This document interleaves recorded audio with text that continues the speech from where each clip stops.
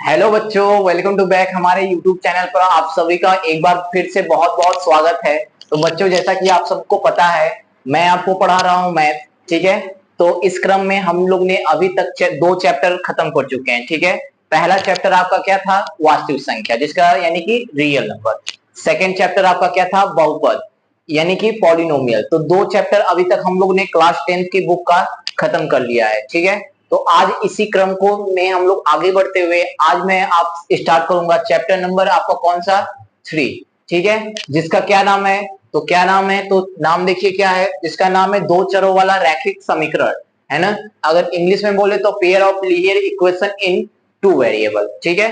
तो हम लोग आज इस चैप्टर को स्टार्ट करेंगे और देखेंगे कि इस चैप्टर में क्या क्या क्वेश्चन है और क्या कैसे कैसे एक्सरसाइज है। सारे क्वेश्चन को हम लोग क्या करेंगे? हैंडल करेंगे इजीली तरीके से। ठीक है।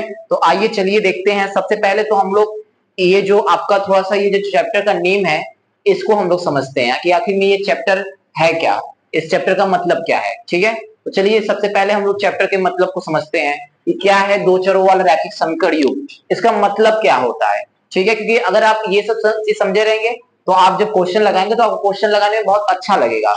लेकिन आप केवल बस रटेंगे, हाँ चैप्टर का नाम है दो चरों वाला रैखिक समीकरण युग्म, बस हम क्वेश्चन लगा रहे बहुत बड़ा नाम कर दिए, तो ऐसे कोई मजा आने वाला नहीं है। तो सबसे पहले हम लोग चैप्टर का मतलब समझते हैं क्या है। तो चलिए देखते हैं। देखिए, इसमें सबसे पहले इसको समझने के लिए आपको समझना पड़ेगा। देखिए, इसमें कम से कम दो तीन वर्ड हैं इस पूरे चैप्टर में। इस पूरे चैप्टर के मतलब को समझने के लिए इसमें जो दो तीन वर्ड है, इसको आपको समझना पड़ेगा। तो चलिए पहले इन दो तीन वर्ड को समझते हैं, उसके बाद हम लोग एक साथ पूरे चैप्टर का भी मतलब समझेंगे। तो चलिए, तो देखिए इसमें सबसे पहले ये चर, ये क्या है? ये आपको क्या है? चर। ठीक है। तो चर क्या होता है, ये मैंने आपको जो नेक्स्ट चैप्टर पढ़ा रहा था बहुपद, तो उसमें मैंने आपको चर अचर बताया था। ठीक है। तो लेकिन फिर भी मैं एक बार और बताता हूं, चर मैंने क्या बताया था?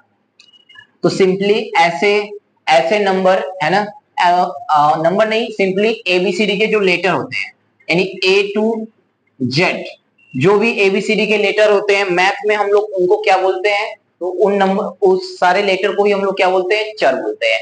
यानी कि क्या बोलते हैं? चर यानी वेरिएबल। ठीक। तो ये हो गया। तो चर का मतलब समझ में आया क्या होता है आपका? तो चर का मतलब एबीसीडी का लेटर। ठीक है। ठीक। तो इसके बाद अब अगला समझते हैं हम लोग समीकरण। इसका क्या मीनिंग है? ठीक है। क्या चीज? समीकरण। चलिए इसको देखते हैं, समीकरण क्या होता है। समीकरण यानी कि इक्वेशन। अब इसको हम लोग समझते हैं और यही पूरा ये आपको समझना है, क्योंकि पूरे चैप्टर में, इस पूरे चैप्टर में बार बार इसका नाम आएगा। तो अगर आपको यही क्लियर नहीं होगा तो आपको चैप्टर ज्यादा पढ़ने में मजा नहीं आएगा। ठीक है। तो चलिए देखते हैं समीकरण का मतलब क्या होता है। तो समीकरण का मतलब सिंपल सा ये है कि मतलब ऐसे कोई व्यंजक, व्यंजक यानी कि वही एक्सप्रेशन, ऐसा व्यंजक या एक्सप्रेशन जिसमें जिसमें आपका क्या हो? चर भी हो, ठीक है, अचर भी हो, और क्या हो? चर हो गया, अचर हो गया, और ये जो इक्वल का साइन भी हो। क्या हो आपका? इक्वल का साइन भी हो। और जो सारे मतलब आपके साइन यानी प्लस, माइनस, डिवीजन और मल्टीप्लीकेशन, ये सब चीजें भी हो। तो उस पूरे, तो इन सभी के जो सम्मिलित रूप होता है, जो बनता है, उस व्यंजक को ही हम लोग क्या बोलते हैं? समीकरण बोलते हैं। ठीक है। समझ में नहीं आया? एक बार फिर से बोलता हूं।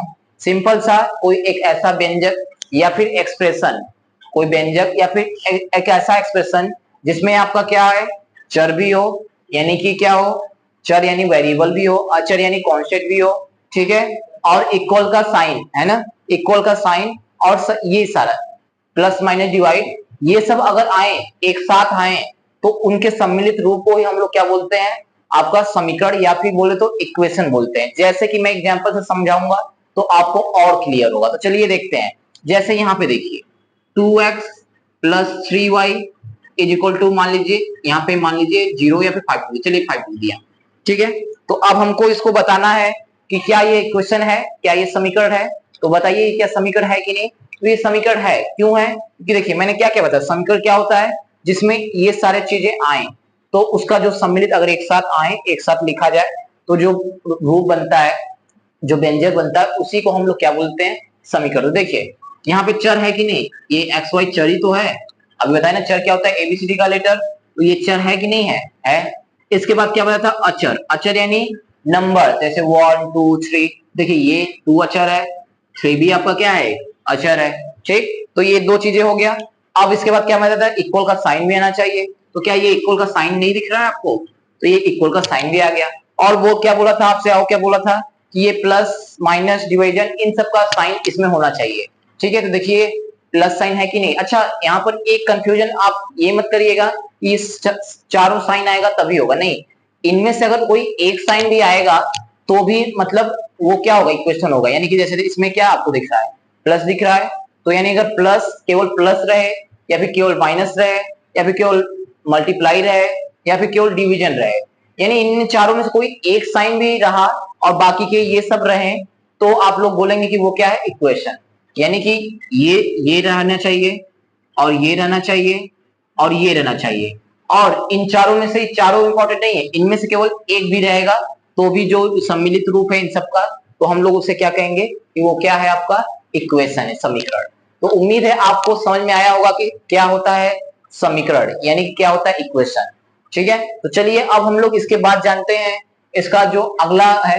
अच्छा, युग्म। युग्म का मतलब क्या था? युग्म मतलब सिंपल सा जोड़ा, पेयर। युग्म मतलब जोड़ा, पेयर। तो ये समझ में आया आपको? यानी आपको क्या क्या समझ, चर समझ में आ गया। ठीक है, एबीसीडी का लेटर और समीकरण, इनका सम्मिलित रूप, ये जो लिखा हुआ है। ठीक, इसके बाद अब रैखिक का मतलब समझिए। देखिए रैखिक, तो समीकरण तो समझ में आ गया आपको। अब देखिए रैखिक समीकरण क्या होता है। ठीक है, अब रैखिक समझ में आ गया, तो अब हम लोग इसको एक साथ समझते हैं रैखिक समीकरण क्या होता है। तो देखिए ऐसा इक्वेशन जिसका पावर कितना हो? 1 हो, तो उस इक्वेशन को हम लोग क्या बोलते हैं? रैखिक समीकरण बोलते हैं। एक बार फिर से सुनिएगा, ऐसा इक्वेशन जिसका पावर कितना होना चाहिए, यानी घात कितना होना चाहिए? अगर घात 1 होगा तो उस समीकरण को हम लोग क्या बोलते हैं? रैखिक समीकरण। तो देखिए ये जो आपका समीकरण है, ये आपका कैसा है? ये आपका रैखिक समीकरण है। क्यों? क्योंकि इसमें जो वेरिएबल उसका पावर देखिए, यहाँ एक्स के ऊपर कुछ नहीं है तो यानी 1 है, यहाँ वाई के पावर कुछ नहीं है तो यानी 1 है। तो इसका क्या मतलब? इसका मतलब ये है कि ये जो आपका इसमें मैक्सिमम पावर कितना है? इस पूरे में 1 ही दिख रहा है। तो इसका मतलब कि ये जो इक्वेशन है, एक ऐसा इक्वेशन, इक्वेशन तो है बट कैसा इक्वेशन है? तो ये कैसा इक्वेशन है? रैखिक, यानी कि लीनियर इक्वेशन, रैखिक समीकरण। ठीक है, तो उम्मीद है आपको रैखिक समीकरण समझ में आएगा। रैखिक समीकरण मतलब कि आपका मतलब ऐसा इक्वेशन जिसका घात कितना हो? 1 हो, तो हम लोग उसे क्या बोलते हैं? रैखिक समीकरण बोलते हैं। ठीक है, चलिए तो अब हम लोग समझते हैं। अब देखिए अब एक साथ पूरे चैप्टर का मतलब समझते हैं। अब आपको समझ में आएगा चैप्टर का मतलब पूरा। देखिए क्या है चैप्टर का, क्या लिखा हुआ है? दो चरों वाला रैखिक समीकरण युग्म, pair of linear equation in two variable. यानी कि मतलब दो चरों वाला मतलब ऐसा इक्वेशन में, यानी कि आपको कोई दो पेयर दिया होगा। इक्वेशन का क्या दिया होगा? दो पेयर। जो कैसे इक्वेशन होंगे? रैखिक समीकरण होंगे, और वो भी कितने वेरिएबल में? तो दो वेरिएबल में। यानी कि इस पूरे चैप्टर में आपको पढ़ना क्या है? जो मतलब दो चरों वाला मतलब दो इक्वेशन आपको दिया होगा पेयर में, जोड़ा में, और दोनों इक्वेशन कैसे होंगे? तो वो आपके कैसे होंगे? रैखिक समीकरण। उनको कैसे रैखिक समीकरण के मतलब जोड़े को कैसे हम लोग हल करेंगे, कैसे मतलब जो वर्ड वाला क्वेश्चन होता है वो कैसे हम लोग उसको सॉल्व करेंगे, पूरा इस चैप्टर में यही डिस्कशन है। पूरे चैप्टर में क्या है आपका? यही डिस्कशन है। तो उम्मीद है आज आपको इस पूरे चैप्टर का मतलब समझ में आया होगा। दो चरों वाला रैखिक समीकरण आखिर में होता क्या है। ठीक है, तो दो चरों वाला रैखिक समीकरण यानी कि ऐसे समीकरण, पहले तो दो दो समीकरण होने चाहिए और दो जोड़ा होना चाहिए, यानी एक जोड़ा होना चाहिए, दो समीकरण होना चाहिए। जोड़ा एक, समीकरण कितना? दो। और कितने वेरिएबल में दोनों इक्वेशन होना चाहिए? दो वेरिएबल में। अच्छा देख लीजिए, ये नहीं बताया सर आपको। अब देखिए अब कैसे ये दो वेरिएबल, देखिए ये दो वेरिएबल क्यों? ये देखिए इसमें एबीसीडी का एक लेटर एक्स आ रहा है कि नहीं? तो एक वेरिएबल ये हो गया और एक वेरिएबल क्या हो गया आपका? ये हो गया। इसलिए मैं बोल रहा हूं ये कैसा इक्वेशन है? तो ये दो चर वाला यानी टू वेरिएबल वाला इक्वेशन है। अगर मान लीजिए यहाँ पर ये वाला टर्म नहीं रहता, तब मैं पूछता कि 2x इक्वल टू मान लीजिए 5 रहता, तो मैं पूछता कि बताइए कैसा कैसा इक्वेशन है? तो आप बोलते हैं ये लीनियर इक्वेशन है, बट कितने वेरिएबल में? तो आप लोग बोलेंगे बस वन वेरिएबल। क्यों? क्योंकि देखिए जो चर है वो तो केवल एक ही दिख रहा है ना, इसके अलावा कोई और एबीसीडी का लेटर यानी कि चर दिख रहा है? नहीं दिख रहा है। तो इसलिए ये कैसा होगा? एक चर में। ठीक है, तो उम्मीद है आपको ये समझ में आया होगा। तो अच्छा मैं चैप्टर्स को थोड़ा सा कुछ और आपको बता देता हूँ। चैप्टर में पहला एक्सरसाइज हम लोग करने से पहले मैं आपको कुछ पहले से मतलब थोड़ा बहुत बता दे रहा हूं कि आगे हम लोग इस चैप्टर में पढ़ने क्या वाले हैं। इससे क्या होगा कि आपको थोड़ा सा अनुमान लग जाएगा कि अच्छा इसके बाद ये है, तो आपको ज्यादा वो नहीं होगा। नहीं तो ऐसे आपको रहेगा कि अरे आगे क्या आने वाला है, अब कितना बड़ा तो एक्सरसाइज आएगा। तो मैं आपको थोड़ा सा बता देता हूँ आखिर में इस चैप्टर में होने क्या वाला है। होने का मतलब कि क्या क्या इस चैप्टर में हम लोग पढ़ने वाले हैं। ठीक है, तो देखिए चलिए बताते हैं। तो इसको थोड़ा सा मैं इरेज कर दे रहा हूँ, उसके बाद मैं आपको बताता हूँ कि इस चैप्टर में हम लोग आखिर में पढ़ने क्या वाले हैं। ठीक है, चलिए देखते हैं।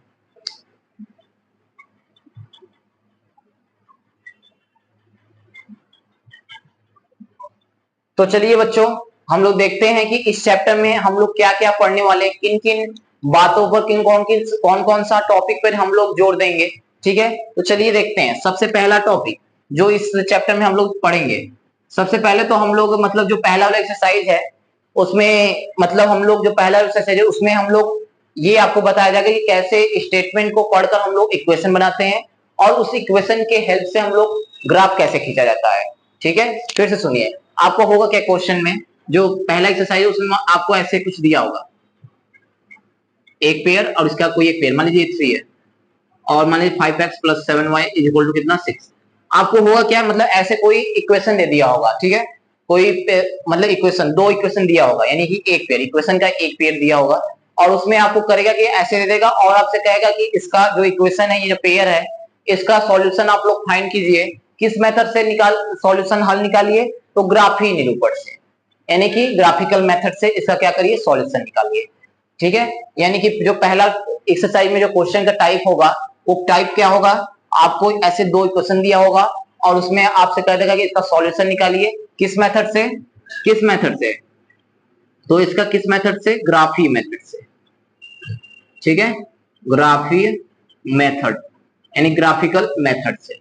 तो पहला टाइप से क्वेश्चन आपको इससे बनेगा। ठीक है, और इससे अगर यूपी बोर्ड के आप लोग हैं तो लगभग में 4 और मार्क्स का आएगा और सीबीएसई बोर्ड में भी लगभग में वही, लगभग में उतने ही मार्क्स में आएगा आपका, अगर इस टॉपिक से क्वेश्चन आएगा तो। ठीक है, तो ये हो गया फर्स्ट टॉपिक, यानी फर्स्ट टॉपिक से ऐसे क्वेश्चन आएगा।